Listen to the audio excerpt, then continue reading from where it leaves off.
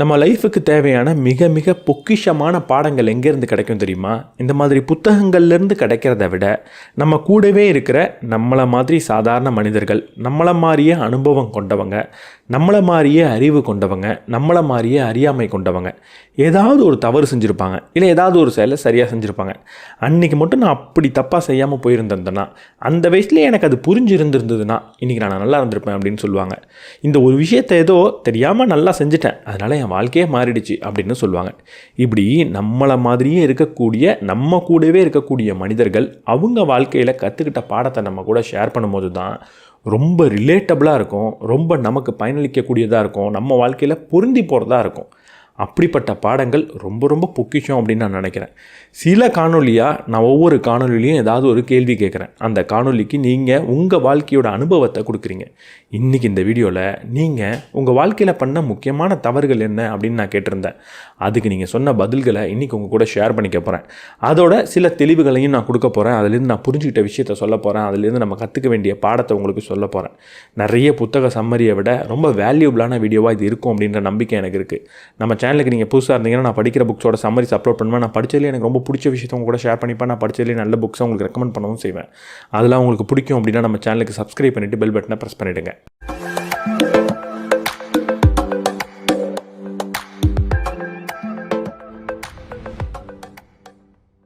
என் கையில் பணமே இல்லை, அப்போ நான் ஒரு கிரெடிட் கார்டை வாங்கிட்டேன். அந்த கிரெடிட் கார்டை வச்சு நிறைய பொருட்களை வாங்கிக்கிட்டே இருந்தேன். போக போக என் கையில் பணம் இல்லை அப்படின்றதே நான் மறந்துட்டேன். ஒரு கிரெடிட் கார்டு இருக்கிறது எனக்கு நிறைய பணம் கையில் இருக்கிற மாதிரியே ஒரு ஃபீல் ஆனது. தொடர்ந்து நிறைய பொருட்களை வாங்கிட்டே இருந்தேன். ஒரு கட்டத்தில் யோசித்து பார்க்குறப்போ கிரெடிட் கார்டு பணத்தை திரும்ப அடைக்க முடியல, ரொம்ப கஷ்டப்பட்டேன் அப்படின்னு ஒரு நபர் சொல்லியிருந்தார். கிரெடிட் கார்டே பயன்படுத்தக்கூடாதான்னு கேட்டால் பயன்படுத்தக்கூடாது அப்படின்னு சொல்லிவிடுவேன். ஆனால் அதில் சில நல்ல விஷயங்களும் இருக்க தான் செய்யுது. கிரெடிட் கார்டை தப்பாக பயன்படுத்தினீங்க அப்படின்னா இவ்வளவு பெரிய பிரச்சனை உங்களுக்கு வரும். ஆனால் கிரெடிட் கார்டை சரியாக பயன்படுத்தினீங்கன்னா இவ்வளவு நல்ல விஷயங்களும் உங்களுக்கு கிடைக்கும். ஆனால் கொஞ்சம் புத்திசாலித்தனமாக இருந்தீங்கன்னா இந்த நல்ல விஷயத்தை மட்டும் நீங்கள் எடுத்துக்கலாம். இல்லை எனக்கு டிசிப்ளினே இல்லை அப்படின்னு நீங்கள் சொன்னீங்கன்னா தயவு செஞ்சு இதுக்குள்ளே வராதிங்க. நான் கிரெடிட் கார்டுக்கு யூஸ் பண்ணக்கூடிய ஒரு டெக்னிக் என்ன? என் கையில் இல்லாத பணத்தை கிரெடிட் கார்டு மூலியமாக நான் வாங்கவே மாட்டேன் அப்படின்ற ஒரு முடிவில் இருப்பேன். இப்போ 1 லட்ச ரூபா ஒரு கிரெடிட் கார்டில் பயன்படுத்த போகிறேன் அப்படின்னா என் பேங்க் அக்கௌண்ட்டில் 1 லட்ச ரூபான்றது இருக்கணும். இன்றைக்கி இதை ரொம்ப சுலபம் படுத்திட்டாங்க. சில கிரெடிட் கார்டு கம்பெனிஸ் என்ன பண்ணுவாங்க அப்படின்னா, நீங்கள் முதல்ல ஒரு ஃபிக்ஸட் டெபாசிட் பணம் போட்டால் தான் உங்களுக்கு கிரெடிட் கார்டு கொடுப்பாங்க. அதாவது ஃபிக்ஸட் டெபாசிட்டை பேக்காக வச்சு உங்களுக்கு ஒரு கிரெடிட் கார்டு கொடுப்பாங்க. இதோட நோக்கம் என்ன அப்படின்னா, சில பேருக்கு கிரெடிட் ஸ்கோர்ன்றது இருக்காது. அந்த கிரெடிட் ஸ்கோர் இல்லாதவங்களுக்கு எப்படி கிரெடிட் கார்டு கொடுக்கலாம் அப்படின்ற ஒரு சேஃப்டி மெஷராக இதை கொண்டு வந்திருந்தாலும் இது நம்மளோட டிசிப்ளினுக்கு பயனளிக்கக்கூடிய ஒரு விஷயமா இருக்கும். அதாவது முதல்ல நீங்கள் ஒரு 5 லட்ச ரூபாய்க்கு ஒரு எஃப்டியை பில்ட் பண்ணணும். கொஞ்சம் கொஞ்சமாக பில்ட் பண்ணால் போகிறோம். மாதம் மாதம் ஒரு 5000 கட்டி கூட ஒரு 5 லட்சம் வரைக்குமான ஒரு எஃப்டியை நீங்கள் பில்ட் பண்ணலாம்.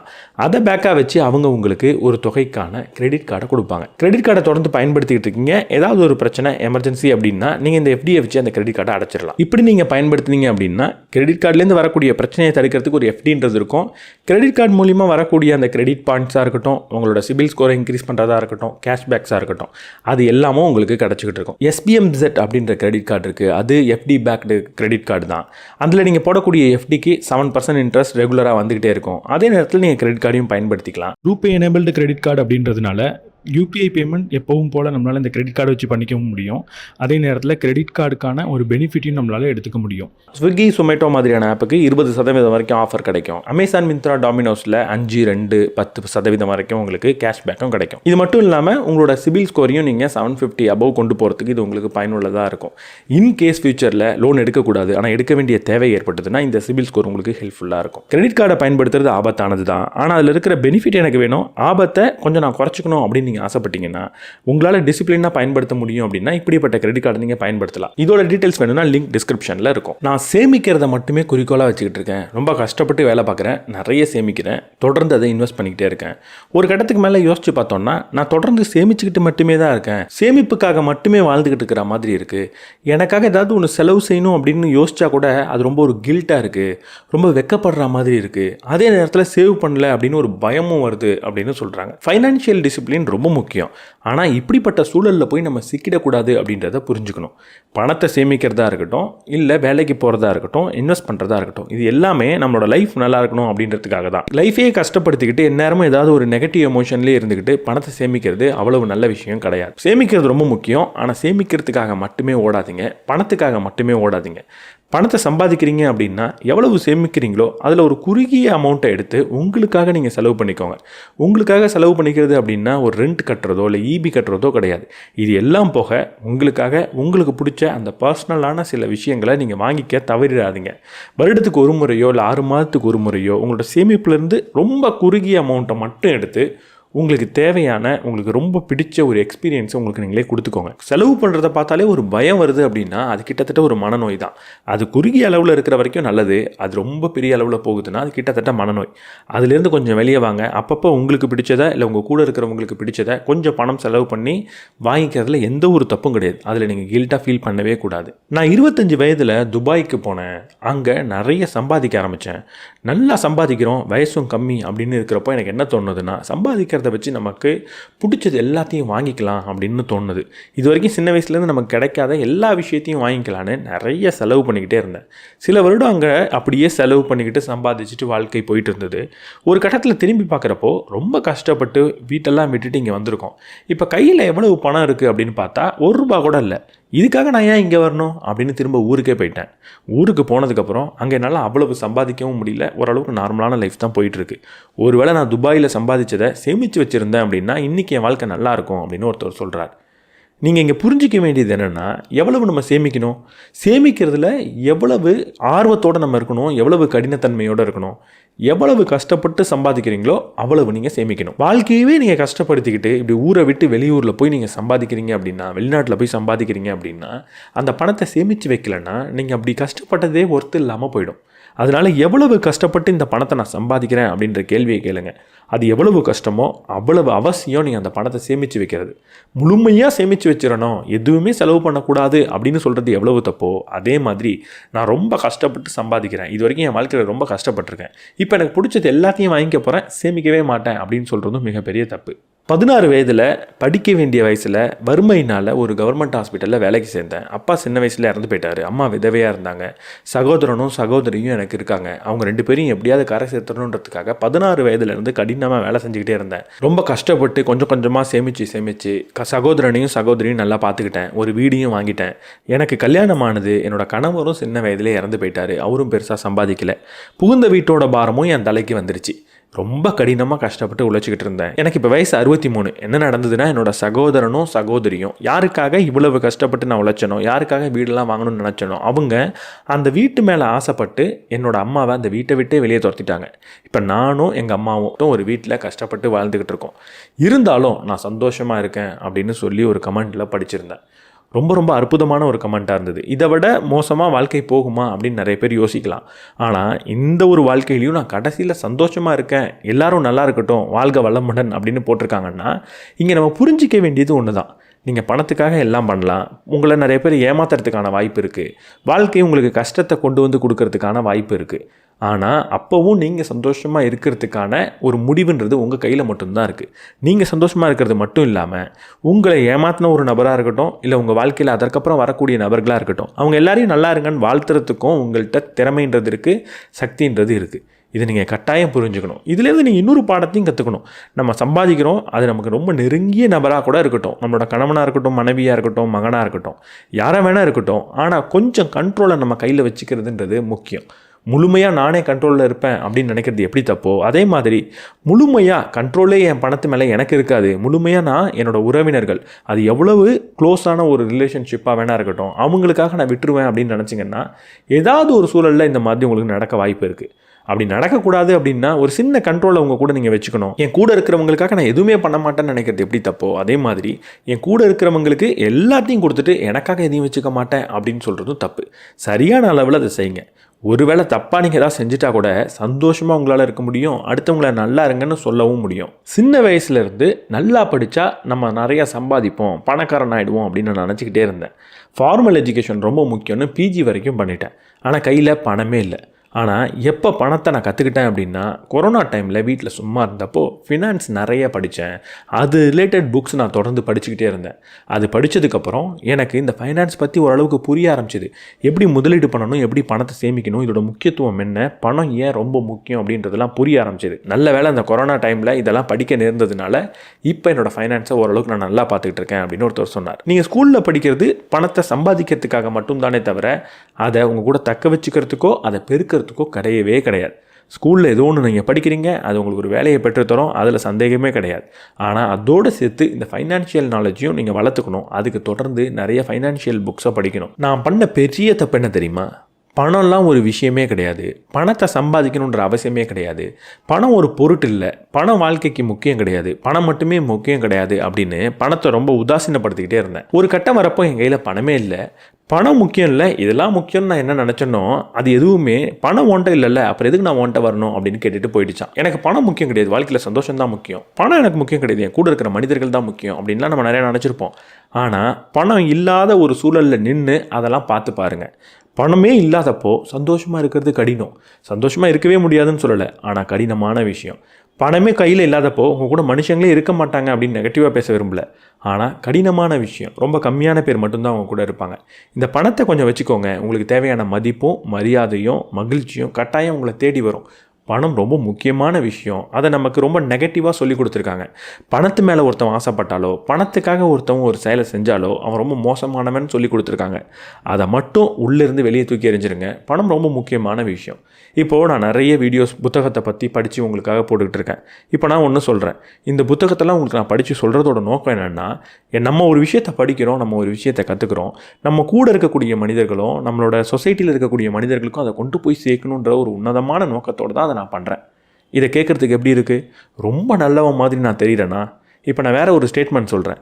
நான் வீடியோ புத்தகம் படித்து உங்களுக்கு போடுறதோட ஒரே நோக்கம் பணம் சம்பாதிக்கிறதுக்கு மட்டும்தான், வேறு எதுக்கும் கிடையாது. இதிலேருந்து எனக்கு பணம் வருது, அதுக்காக மட்டும்தான் நான் சம்பாதிக்கிறேன். இதன் மூலிமா விளம்பரங்கள் வருதில்ல, அதுலேருந்து எனக்கு பணம் வருது, அதனால் மட்டும்தான் இதை நான் செய்கிறேன். இப்போ நான் ரொம்ப கெட்டவனா உங்களுக்கு தெரிகிறேன்னா? இப்போ நான் சொன்ன 2 ஸ்டேட்மெண்ட்லேயும் உங்களுக்கு நான் என்னமோ ஒரே விஷயத்தை தான் செய்கிறேன், ஆனால் பணத்துக்காக செஞ்சால் மட்டும் அது ஏன் ரொம்ப தப்பாக போயிடுது? நான் செய்கிறது நல்ல விஷயந்தான் அப்படின்னு உங்களுக்கு தெரிஞ்சதுக்கப்புறம் அதுலேருந்து நான் சம்பாதிச்சா ஏன் அது தப்பான விஷயமா தெரியுது? அதுலேருந்து நான் சம்பாதிச்சா இவன் ஒரு தவறான நோக்கமுடையவன் ஏன் உங்களுக்கு தோணுது? இதுக்கு காரணம் என்னென்னா, பணம் இல்லாதவங்க பணமே எனக்கு வரதில்லைன்றதுனால பணத்தை சம்பாதிக்கிறவனை கெட்டவனாக பார்க்க ஆரம்பித்ததுனால தான், அவனை கெட்டவனாக சித்தரித்ததுனால மட்டும்தான், பணம் சம்பாதிக்கிறதே கெட்ட விஷயம் அப்படின்னு சொல்லி கொடுத்ததுனால மட்டும்தான். பணம் சம்பாதிக்கிறது கெட்ட விஷயம் கிடையாது. நீங்கள் ஒரு கடைக்கு போனீங்கன்னா ஒரு மனிதன் வந்திருக்கான், பசியோடு வந்திருக்கான்னு யாரும் ஃப்ரீயாக சாப்பாடு போட போகிறது கிடையாது. ஒரு ஸ்கூலில் போய் சேரணும்னு நீங்கள் நினச்சிங்கன்னா அங்கேயும் உங்கள்கிட்ட ஃபீஸ் கேட்பாங்க. உங்களுக்கு ஏதோ ஒரு நோய் வந்துருச்சு, அதுக்கான மருந்து கடையில் இருக்கும், ஆனால் உங்கள் கையில் பணம் இல்லாதப்போ நீ செத்தாலும் இந்த மருந்து உனக்கு கிடையாதுன்னு தான் இந்த உலகம் சொல்லும். அப்படி சொல்கிறப்போ இந்த பணம் எவ்வளவு முக்கியமான விஷயம். இப்படி மனிதாபிமானமே இல்லாத மனிதன்கிட்ட இருந்து மனிதாபிமானத்தை உங்களுக்கு பெற்றுத்தரதே அந்த பணம் தான். கையில் சாப்பாடு இருக்குது, ஆனால் உனக்கு பசியோடு இருந்தாலும் கொடுக்க மாட்டேன், ஆனால் பணத்தை கொடுத்தா கொடுத்துருவேன் அப்படின்னு சொல்கிறாங்க. மருந்து என் கையில் இருக்குது, நீ செத்தாலும் கொடுக்க மாட்டேன், ஆனால் பணத்தை கொடுத்தா கொடுத்துருவேன் அப்படின்னு சொல்கிறாங்க. இப்படி உயிரை காப்பாற்றக்கூடிய விஷயத்தை கூட பணத்தால் பெற்றுத்தர முடியும் அப்படின்னா பணம் தானே இருக்கிறதுலையே மனிதாபிமானம் மிகுந்த ஒரு விஷயம். அப்போ பணத்தை சம்பாதிக்கிறது தானே ரொம்ப பெரிய மனிதாபிமானம். அந்த பணத்தை ஏன் தப்பாக பார்க்குறீங்க? பணம் பொருட்டு இல்லை அப்படின்றது கிடையாது. பணம் ரொம்ப ரொம்ப ரொம்ப முக்கியமான விஷயம், ரொம்ப ரொம்ப உன்னதமான விஷயம். அதை எந்த வழியில் அடைகிறீங்கன்றது மட்டும்தான் முக்கியம். நான் மாதம் 1 லட்ச ரூபா சம்பாதிக்கிறேன், ஆனால் 1 ரூபா கூட சேவ் பண்ண முடியல. காரணம் என்ன தெரியுமா? நிறைய வட்டி கட்டிக்கிட்டு இருக்கேன், நிறைய கடன் வாங்கிட்டேன். கஷ்டத்தில் தான் வளர்ந்தேன், ஆனாலும் ஓரளவுக்கு சம்பாதிச்சுக்கிட்டு இருந்தேன். கூட இருக்கக்கூடிய நண்பர்களுக்கெல்லாம் நிறைய கடன் வாங்கி கொடுத்தேன். நான் என் மூலியமாக கடனை வாங்கி கொடுத்தேன். அவங்களுக்கு நிறைய கடன் வாங்கி கொடுத்துட்டேன். திடீர்னு கொரோனா வந்துருச்சு, வாழ்க்கையே திருப்பி போட்டுருச்சு. இந்த கொரோனா வந்ததுக்கப்புறம் அவங்களால கடனை கட்ட முடியல. அவங்க எல்லாரும் என்கிட்ட பணமே இல்லை அப்படின்னு சொல்லிட்டு நழுவி போயிட்டாங்க. அதுக்கப்புறம் என்னை கொஞ்சம் கொஞ்சமாக அவாய்ட் பண்ணவும் ஆரம்பிச்சிட்டாங்க. இப்போ போய் கொடுத்த பணத்தை கேட்டால் கிடைக்கிறதும் கிடையாது. என்னை யாருன்னே தெரியாத மாதிரி நடந்துக்கிறாங்க, கொடுக்க மாட்டாங்கன்னு எனக்கும் தெரிஞ்சிருச்சு. இந்த நேரத்தில் இப்போ எல்லா கடனையும் நான் கட்டிக்கிட்டு இருக்கேன். மாதம் 1 லட்ச ரூபா சம்பாதிக்கிறேன், நல்லா வளர்ந்துட்டேன், நல்ல வேலை செய்ய ஆரம்பிச்சிட்டேன். ஆனால் அந்த 1 லட்ச ரூபாயில் 1 ரூபா கூட சேவ் பண்ண முடியல. தொடர்ந்து கடன் கட்டிக்கிட்டே இருக்கேன். எந்த ஒரு மனுஷனையும் நம்பக்கூடாதுன்னு இருந்தப்போ என் கூட இருக்கக்கூடிய 1-2 பேர் ரொம்ப நல்லவங்களாக இருந்தாங்க. எனக்கு அவங்கக்கிட்ட இருந்த 1 லட்சத்தையோ 2 லட்சம் 3 லட்சம்னு கொடுத்தாங்க. அதை வச்சு நான் கடனை கொஞ்சம் அடைச்சேன். எப்போ பணம் வருதோ திரும்ப கொடுத்தா போகிறோம் அப்படின்னு சொல்லிட்டாங்க. இப்போ நான் கற்றுக்கிட்டது ஒரே ஒரு விஷயம் தான், இந்த ஃபைனான்ஷியல் நாலேஜ்ன்றது ரொம்ப முக்கியம். யாருக்கும் தேவையில்லாமல் நான் கடன் வாங்கி கொடுக்கணும் அப்படின்னு நினைக்கிறது கிடையாது. அதுக்காக என் கூட இருக்கிற எல்லா மனிதர்களையும் நான் கெட்டவங்கன்னு சொல்ல மாட்டேன். ஏன்னா என்னோட கடனை அடைக்க உதவுனதே என் கூட இருக்கக்கூடிய மனிதர்கள் தான். இப்போ தொடர்ந்து நிறைய யூடியூப்பில் வீடியோஸ் பார்க்குறேன், கூகுளில் நிறைய விஷயங்கள் படிக்கிறேன், என்னோட ஃபைனான்ஷியல் நாலேஜை இம்ப்ரூவ் பண்ணிக்கிறேன், என்னோட ஒர்க் ரிலேட்டட் நாலேஜும் நான் இம்ப்ரூவ் பண்ணிக்கிறேன், என்னோட இன்கம்மை கொஞ்சம் கொஞ்சமாக அதிகரிச்சுக்கிட்டே வரேன். இன்னொரு 1 வருஷத்தில் என்னோட கடனெல்லாம் அடைச்சிருவேன். அதுக்கப்புறம் நிறைய சேமிப்பேன். இது வரைக்கும் என் குடும்பத்துக்காக ஒன்றுமே சேமிக்காமல் போயிட்டது மட்டும்தான் நான் செஞ்சதுலேயே மிகப்பெரிய தப்பு அப்படின்னு ஒருத்தர் சொல்கிறார். கடன் வாங்குறதே பெரிய தப்பு. ஆனால் உங்கள் நண்பருக்காக நீங்கள் கடன் வாங்கி கொடுக்கறது ரொம்ப ரொம்ப ரொம்ப பெரிய தப்பு. நீங்கள் கற்றுக்க வேண்டிய முக்கியமான பாடம், நண்பர்களுக்கு கடன் கொடுக்கவே செய்யாதீங்க. நண்பர்களுக்கு கடன் கொடுக்கக்கூடாது அப்படின்னா, நான் ஒரு பணத்தை கொடுத்துட்டு அது திரும்ப வரும்னு எதிர்பார்த்து கொடுக்குறது. அப்படி நீங்கள் கொடுத்தீங்க அப்படின்னா அது வராமல் போகிறதுக்கான வாய்ப்பு அதிகம். அங்கே தேவையில்லாமல் நட்பு முறியும். அதுக்கு பதிலாக உங்கள் நண்பர் உங்கள்கிட்ட பணம் கேட்குறாரு அப்படின்னா உதவியாக அந்த பணத்தை நீங்கள் கொடுத்துருங்க.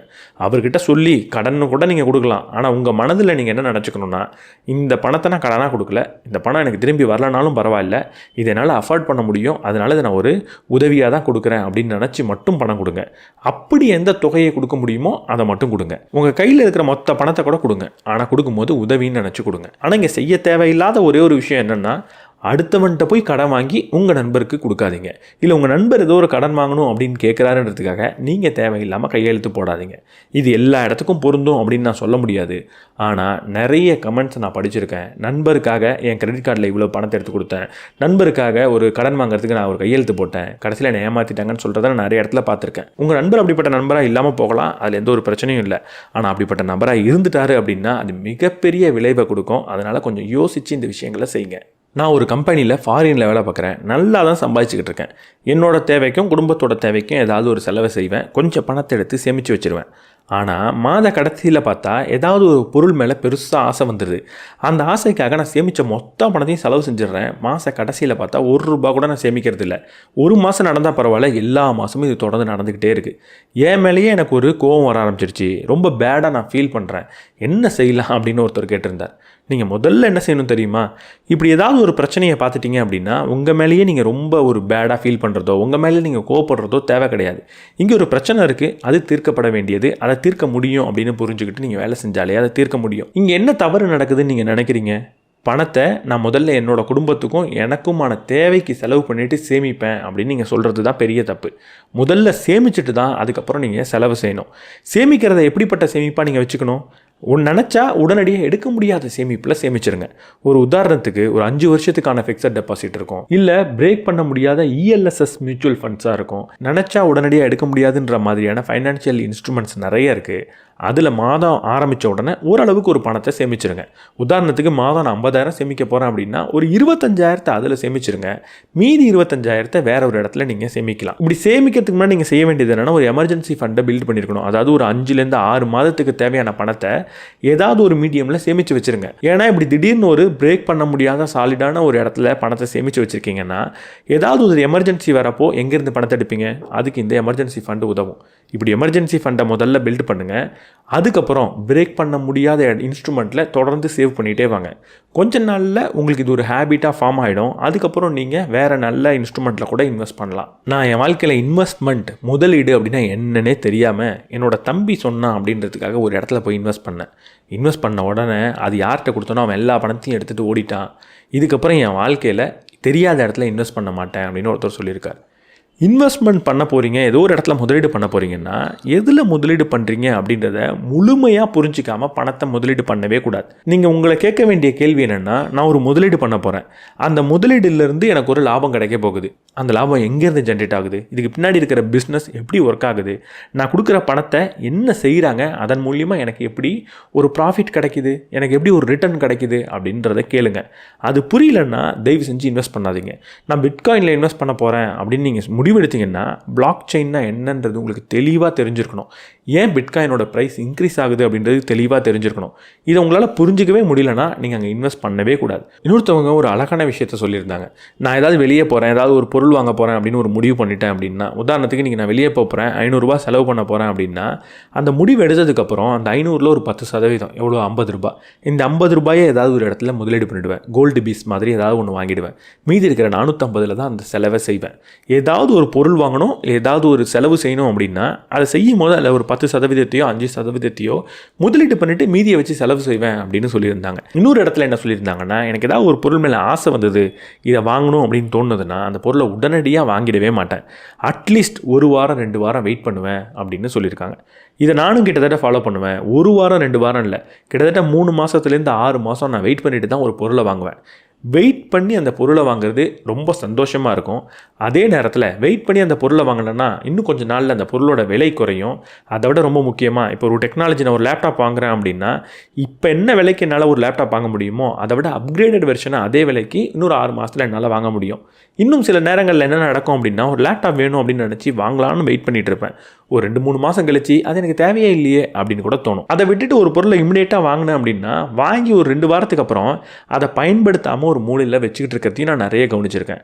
எந்த ஒரு பொருள் வாங்கணும் அப்படின்னா முன்கூட்டியே திட்டமிடுங்க, கொஞ்ச நாள் வெயிட் பண்ணுங்கள், வெயிட் பண்ணிவிட்டு அதுக்கப்புறம் வாங்குங்க. நான் என் வாழ்க்கையில் பண்ணதில் மிகப்பெரிய தப்பு என்னென்னா, நிறைய அப்ளிகேஷன் மொபைல் ஆப்பில் நிறைய கடன் வாங்கிட்டேன் அப்படின்னு சொல்கிறாங்க.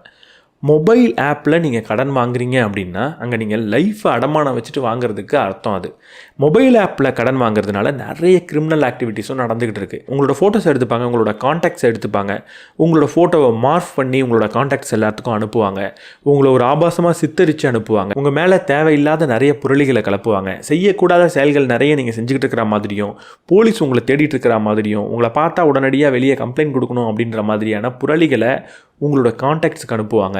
உங்களை பற்றி தப்பான இமேஜை மாஃப் பண்ணி உங்களோட காண்டாக்ட்ஸ்க்கு அனுப்புவாங்க.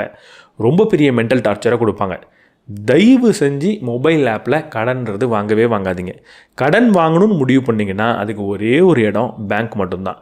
கந்து வட்டிக்கு வாங்குறது, மொபைலில் வாங்குறது அப்படின்லாம் எதுவும் செய்யாதீங்க. நான் பண்ண பெரிய தப்பு என்னென்னா, ஒரு வேலைக்கு சேர்ந்த புதுசுலேயே இன்வெஸ்ட் பண்ணாமல் போனது தான். எனக்கு நிறைய சம்பளம் வந்தது, ஓரளவுக்கு நான் சேமிக்கவும் செஞ்சேன். ஆனால் என்னோடய சேமிப்பு வங்கி கணக்கில் மட்டுமே என்னோடய பணத்தை முழுமையாக வச்சுக்கிட்டே இருந்தேன். அது பெருசாக ரிட்டர்ன் தரவே இல்லை. அந்த வயதிலேயே கொஞ்சம் முதலீடு பண்ண ஆரம்பிச்சிருந்தேன் அப்படின்னா நல்ல ரிட்டர்ன் கிடச்சிருக்கும். இப்போ என்கிட்ட ஒரு பெரிய தொகை இருந்திருக்கும். ரொம்ப நாள் வெயிட் பண்ணி அதுக்கப்புறம் முதலீடு பண்ணேன் அப்படின்னு சொல்கிறேன். பணத்தை சேமித்து அப்படியே வச்சுக்கிட்டு இருப்பேன். சேமிப்பு தானே ரொம்ப முக்கியம் அப்படின்னு நீங்கள் நினைக்கக்கூடாது. பணத்தை சேமிங்கன்னு சொல்கிறதோட முக்கியமான நோக்கமே அந்த பணத்தை முதலீடு பண்ணுங்க அப்படின்றதுக்காக தான். பணத்தை முதலீடு பண்ணுறது ரொம்ப முக்கியம். அதை விட ரொம்ப முக்கியம் என்னென்னா, எவ்வளவு சீக்கிரம் எவ்வளவு இளமையான வயதில் உங்களால் முதலீடு பண்ண முடியுமோ அப்போவே அந்த ஹேபிட்டை நீங்கள் ஸ்டார்ட் பண்ணிடணும். அப்போ தான் நீண்ட காலத்துக்கு முதலீடு பண்ணியிருப்பீங்க. நீண்ட காலத்துக்கு முதலீடு பண்ணியிருக்கும் போது தான் இந்த காம்பவுண்டிங்கிறது நமக்காக வேலை செய்யும், நிறைய ரிட்டர்னை நமக்கு பெற்றுத்தரும். நான் ஃபாரினுக்கு போய் 5 வருஷம் கஷ்டப்பட்டு வேலை செஞ்சேன், நிறைய பணம் சம்பாதிச்சேன். அந்த பணத்தை எங்கே முதலீடு பண்ணலாம் அப்படின்றது எனக்கு தெரியல. எங்கள் மாமா ஒருத்தர் இருந்தார், அவர்கிட்ட கேட்டேன் என்ன பண்ணலாம் அப்படின்னு. வீடு கட்டு அதுதான் ரொம்ப முக்கியம் அப்படின்னு சொன்னார். அவர் சொன்னது மட்டும் இல்லாமல் சொந்தக்காரங்க எல்லார்கிட்டையும் சொல்லி எனக்கு அட்வைஸ் பண்ணவும் வச்சார். சரி, வேறு வழியே இல்லாமல் வீடை கட்டலான்னு பணத்தெல்லாம் அவருக்கு அனுப்பிச்சேன். அவரும் ஒரு வீடையும் கட்டி கொடுத்துட்டார். இப்போ 5 வருஷத்துக்கு அப்புறம் எனக்கு ஃபாரினில் வேலை போயிடுச்சு, இந்தியாவுக்கு வந்துட்டேன். இந்தியாவிலேயும் எனக்கு பெரிய வேலை கிடையாது. நான் சம்பாதிச்ச பணத்தை ஒழுங்காக வச்சுக்கிட்டு இருந்திருந்தா, அது ஏதாவது ஒரு இடத்துல முதலீடு பண்ணியிருந்தா கையில் நிறைய பணம் இருக்கும். இப்போ என்கிட்ட ஒரே ஒரு வீடு இருக்குது, அந்த வீட்டில் நான் தங்கிக்கிட்டு இருக்கேன். எனக்கு பெருசாக எந்த ஒரு வருமானமும் இல்லையோ அப்படின்னு தோணுது. ஒருவேளை சம்பாதிச்ச பணத்தை வச்சு ஏதாவது ஒரு பிஸ்னஸ் பண்ணியிருந்திருக்கலாம், இல்லை எங்கேயாவது முதலீடு பண்ணியிருந்திருக்கலாம் அப்படின்னு ஒருத்தர் சொல்கிறார். வீடு கட்டுறது ரொம்ப ரொம்ப முக்கியம் தான். ஆனால் அந்த வீட்டை எதுக்காக கட்டுறீங்கன்றது ரொம்ப முக்கியம். கூட இருக்கிறவங்களாம் என்ன ப்ரெஷர் பண்ணுறாங்க, நீ வேலைக்கு போயிட்டு வீடு கூட இல்லையான்னு பார்த்து சிரிக்கிறாங்க, அதுக்காக கட்ட போகிறேன் அப்படின்னு நீங்கள் நினைக்கக்கூடாது.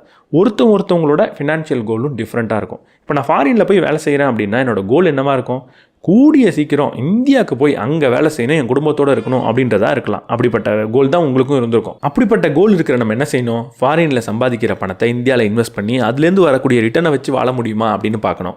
இல்லை பணத்தை வச்சு ஒரு பிஸ்னஸ் பண்ணலாமா அப்படின்னு நான் யோசிச்சிருக்கணும். இது ரெண்டுத்தையும் விட்டுட்டு ஒரு வீடை கட்ட போகிறேன் அப்படின்னா அது ஒரு சொத்து தான், ஆனால் அது ஒரு டெட் அசட்டாக இருக்கும். அது பெருசாக உடனடியாக உங்களுக்கு பணத்தை கொடுக்காது, வாழ்கிறதுக்கு உதவி செய்யாது. என்றைக்கு நீங்கள் விற்கிறீங்களோ அன்றைக்கி மேபி உங்களுக்கு ஒரு ப்ராஃபிட்டை கொடுக்கலாம். ஆனால் வாழ்கிறதுக்காக வீடு வாங்கிட்டீங்கன்னா அதை நீங்கள் விற்கவும் போகிறது கிடையாது. உங்களுக்கு தங்குறதுக்கு வீடு இல்லை அப்படின்னா நீங்கள் வாடகைக்கும் அதை விடவும் முடியாது. இந்த மாதிரி சுச்சுவேஷனில் பணத்தை கையில் வச்சுக்கிட்டு ஏதாவது ஒரு பிஸ்னஸ் பண்ணுறதோ இல்லை பணத்தை இன்னும் பெட்டரான ஒரு அசட்டில் இன்வெஸ்ட் பண்ணுறதோ புத்திசாலித்தனமாக இருக்கும். இந்த கமெண்ட்ஸ் எல்லாம் இன்றைக்கி உங்கள் கூட ஷேர் பண்ணிக்கணும் அப்படின்னு நினச்சேன். குயிக்காக முடிச்சிடலாம் அப்படின்ற ஒரு பிளான் தான். இந்த மாதிரி நிறைய கமெண்ட்ஸ் எனக்கு வந்துச்சு. மொத்தமாக ஒரே வீடியோவாக நான் டம்ப் பண்ணுறதுக்கு பதிலாக சின்ன சின்ன பார்ட்டாக அப்பப்போ நான் போடலாம் அப்படின்னு நினைக்கிறேன். யூஸ்வலாக நம்மளோட சண்டே ஷெடியூலை அஃபெக்ட் பண்ணாமல் வீக் டேஸில் இந்த மாதிரி சின்ன சின்ன வீடியோஸாக இதை நான் கொடுக்கலாம் அப்படின்னு நினச்சேன். இந்த வீடியோ உங்களுக்கு ஒரு வேளை பிடிச்சிருந்ததுன்னா கமெண்ட் செக்ஷனில் சொல்லுங்கள். இன்னும் சில கமெண்ட்ஸ் இருக்குது, இன்னும் நிறைய ஐ ஓப்பனிங்கான கமெண்ட்ஸ் இருக்குது. அதை வச்சு இன்னொரு வீடியோ மேக் பண்ணுறேன். இந்த வீடியோ பற்றி என்ன நினைக்கிறீங்கிறதையும் கமெண்ட் செக்ஷனில் சொல்லுங்கள். இந்த வீடியோ உங்களுக்கு பிடிச்சிருந்தா லைக் பண்ணிவிட்டு உங்கள் நண்பர்களோட ஷேர் பண்ணுங்கள். நம்ம சேனலுக்கு நீங்கள் புதுசாக இருந்தீங்கன்னா சப்ஸ்கிரைப் பண்ணிவிட்டு பெல் பட்டனை ப்ரெஸ் பண்ணிவிடுங்க.